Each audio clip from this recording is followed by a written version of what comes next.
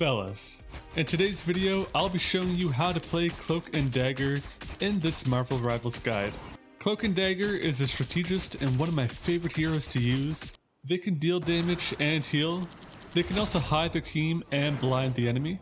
You also have two characters to play as, Cloak and Dagger, and they each have their own varying abilities. And then topping off, they both have incredible aim assist for their base attacks, overall making them the perfect choice for new players to advanced. Now, let's get on with how to play them. But first, please be sure to like this video and subscribe to stay up to date on all things Marvel Rivals, and let me know below if you have anything that you want to see. Now, let's get into it. Starting with Dagger, healing is her main strength. With a base attack, you do 15 damage per hit, but you also heal allies for 10 health per hit. It does have an area of effect that heals up to 18 per hit. She has great aim assist, meaning you just have to shoot in a general direction, and you'll be able to heal the target. Cloak and Dagger does not have any critical hits, and Dagger herself does hold 12 charges of her dagger. This lets you hit just over 2 times per second. Her second healing ability is the Dagger Storm. It's a single shot projectile with a delayed impact that does create a healing spell field. This will heal 55 health per second, and it does last 6 seconds with about a 5 meter radius. Presently, this will have a 12-second cooldown as of the Season 1 update. This is great for throwing on an ally that's in a fight, and then spamming your healing shots as well. It's also good for throwing on a payload or on an objective, just to keep your teammates up to full health. This cannot be spammed, however, it is a powerfully fast charge move, and you should be using it as often as possible.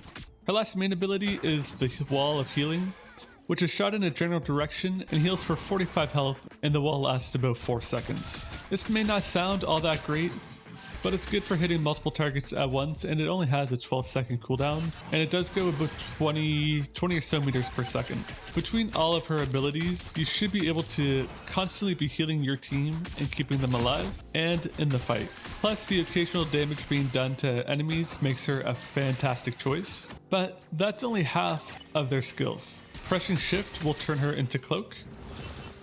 Cloak will have aim lock just like Dagger for his base attack. You do deal about 75 damage a second with a range of about 17 or so meters. On top, this has infinite ammo, meaning you'll never have to reload it. And you'll be able to take on the other team with a focus on the squishies. Don't go around tackling the tanks just because you can do damage to them, but finishing them off definitely is a viable option. Do keep in mind though that while Dagger can hit from far away, Cloak, on the other hand, does need to be in rather close. Now, his second move is one where he really does shine. He gives himself and allies within the area invisibility, as well as being able to jump higher, and a slight movement speed. The cooldown is 12 seconds, which is amazing for saving your team in a bad situation, and getting your team onto an objective just a little bit faster. Now this will bring us to his third move, which is Terror Cape. Similar to Dagger, Cloak has a wall that they can shoot out. However, this time, it does damage. This will do 55 damage to a target. As you can see from the purple outline, that's them being blind. Anyone outside of a 10 meter radius will be visibly obstructed to them, and it has a similar cooldown and distance to Daggers. This is fantastic for hitting groups as it will travel through targets, and good for getting a nice chunk of damage in onto someone. I found it's very useful as well for throwing at enemies trying to get away, as it does travel pretty fast. So finishing up, we have their ult. Cloak and Dagger will dash 4 times as of the Season 1 update. And what this does is creates a area of effects that will heal your teammates for 220 health as well as yourself, and damage the enemies for about 30 health a second. It does last decently long, and it can be vital for clearing an objective, healing teammates that are spread, but most interestingly, it can also be used for closing off a choke point, giving your teammates vital moments to heal as well as to charge their abilities. Her team up is a passive that will grant her a bonus 15% healing. That may not sound like a lot, but it does add up very quickly, and it's useful for all of her healing abilities. There's honestly not much else to say about it. It's very straightforward, and there's no cooldowns. Now that's the gist of her abilities, so let's hop into some matches to show this off in game. Cloak and Dagger, I stay in Dagger's form majority of the time, only really switching for quick plays and damage bursts. Their swap is incredibly fast and flows well with movement. Dagger's base attack won't be winning any fights, but it does always help to get general hits. Her healing is simple to do with 3 abilities to use, but for the most part, her base attack will be the main healing source. It does take over 16 daggers to knock out a squishy opponent. Dagger will not be the one winning most of the fights. When you do get attacked, especially by the spammy hitters, that's when it's time to switch into Cloak. His second attack will make you invisible and make you faster briefly to either get away or get closer to your DPS to help protect you. You can also jump higher when invisible, making you a harder to hit target.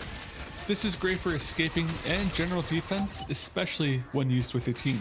Cloak's invisibility does impact your team as well, so definitely don't be afraid to use it with them. While using Cloak, you can use your wall ability to blind the other team, damaging them in the process, and on top of this, makes them take extra damage.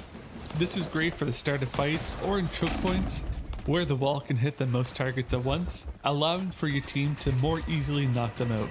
In chaotic situations, blinding the target and then going invisible will help keep you safe. Something to keep in mind with Dagger is you can ricochet her daggers off of walls to get in some tricky healing shots. You want to be using your healing abilities as often as possible, and times when you have nimble enemies, using your daggers will be great for getting that damage in, as well as generally making them panic, which will let your team knock them out easier. With Cloak and Dagger, it is possible to get good healing in, as well as a lot of eliminations.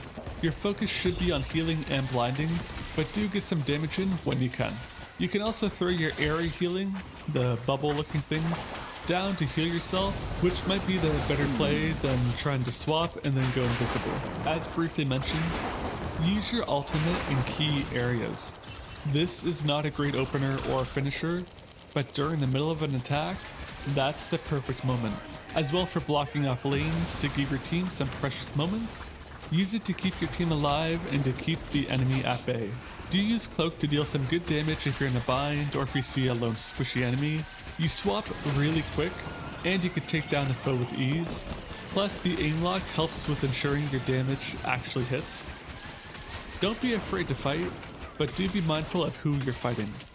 Often you may find it best to bring the enemy back to your team to eliminate them over trying to handle it yourself. Cloak and Dagger are great for healing and protecting your team. Keep an eye out for moments when you can get some damage in.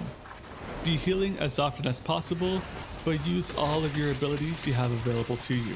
And don't sleep on Cloak's ability to help you get into some hard to see and reach spots, so you can heal without taking too much damage. With their simple to use abilities and aim locking for their base attacks, this makes Cloak and Dagger a great character to use on any team, from beginner to advanced. And that's it for this Cloak and Dagger guide and Marvel Rivals. If you found the video helpful or think there's something that's missing, let me know in the comments below. And hey, hit that like button if you're still watching, subscribe for more videos like this if you haven't already, and stay tuned for the next one.